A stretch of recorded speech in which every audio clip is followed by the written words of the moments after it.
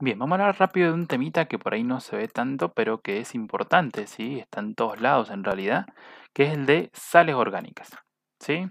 Porque como hemos visto, tenemos ácidos carboxílicos, ¿sí? Y se comportan como ácido al reaccionar, por ejemplo, con un hidróxido, ¿sí? Ácido más base, sal con agua.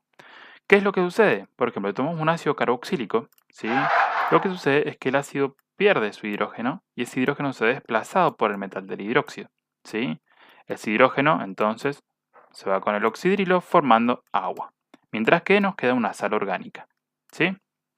¿Qué pasa si el hidróxido, el metal del hidróxido tiene mayor número de oxidación? 2, por ejemplo, como en el caso del calcio. Bueno, pasa exactamente lo mismo que pasa con sales inorgánicas.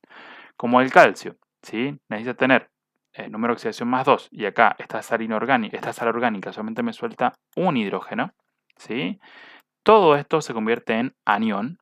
Como pierde un solo hidrógeno, tiene carga -1. Y como todo este anión que pierde un solo hidrógeno tiene carga -1, el calcio necesita 2, ¿sí? Entonces, un calcio con 2 de estos aniones gigantes orgánicos, ¿sí? Para dar una de estas sal y 2 aguas. Se balancea todo exactamente igual. Ahora, ¿cómo es la nomenclatura? Se agarra el nombre del ácido carboxílico y la terminación ico se convierte en ato, exactamente igual que como hacíamos moléculas inorgánicas, ¿sí? Y después se dice eso de sodio, ¿sí? O del metal que corresponda.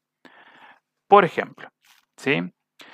El ácido metanoico, ¿sí? O el ácido fórmico, cuando pierde su hidrógeno y queda como anión, ¿sí? Pasa ico a ato, se pasa a llamar anión metanoato o anión formiato. Y cuando eso ha reaccionado con hidróxido de sodio, por ejemplo, y en vez de haber perdido el hidrógeno ha sido desplazado por sodio, eso ya es una sal que se llamaría metanoato de sodio o formiato de sodio. Por ejemplo, acá tenemos otro, el ácido etanoico o ácido acético. Cuando pierde este hidrógeno, ¿sí? Pasa a ser un anión. Y el anión se llama anión etanoato o anión acetato. Cuando está en una sal, es decir, que en vez de perder el hidrógeno simplemente ahí hay un metal, ¿sí? Que lo ha desplazado, se llamaría, por ejemplo, etanoato de sodio o acetato de sodio, ¿sí?